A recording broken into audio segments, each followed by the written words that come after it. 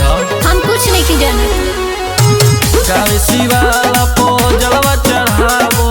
जाए के देव भरना जी तुम करो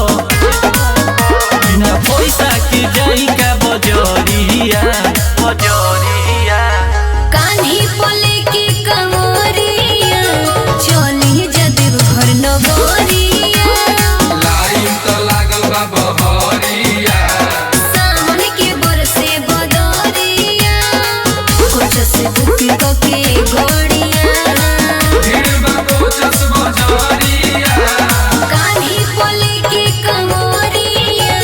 चली जदेव घर नगरिया काठी पले के कमरिया चली जा देवघर नगरिया कान्ही पोले की कमरिया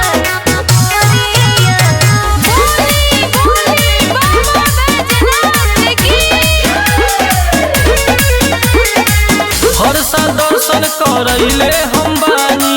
नाही बहाना बनैले हम बानी जय की असुतिया करत मन हो तहरा से हमरा के चाही ना धन हो असो हनुमान जा ना मानो हर साल दर्शन करैले हम बानी नाही बहाना बनैले हम बानी जय की असुतिया करत मन हो तहरा से हमरा के चाही ना धन हो तनी बुझा मजबूरी हमर धनिया धनिया कान्ही पोले के कमरिया चली जदेव घर नगरिया लाइन तो लागल बा बहरिया सावन के बरसे बदरिया कुछ से बुके के घोड़िया भीड़ बा कोचस बजरिया कान्ही पोले की कमरिया चली जदेव घर नगरिया काठी पले के कमरिया चली जा देवघर नगरिया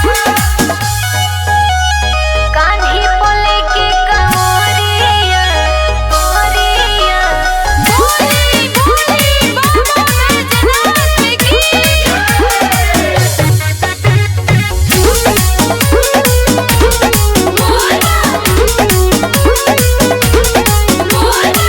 पदी परिवारी के कर जनी दाज हो करी उपाय हम कहवा से आज हो कहीं के करे लहम से बहाना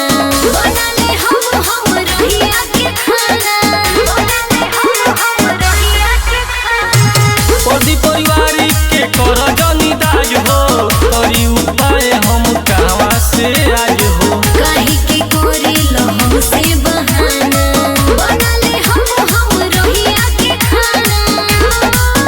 पैदल जाए के पड़ी डगरिया डगरिया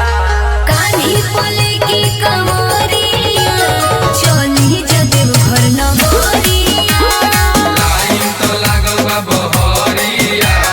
सावन के बरसे बदरिया कुछ से बुक के घोड़िया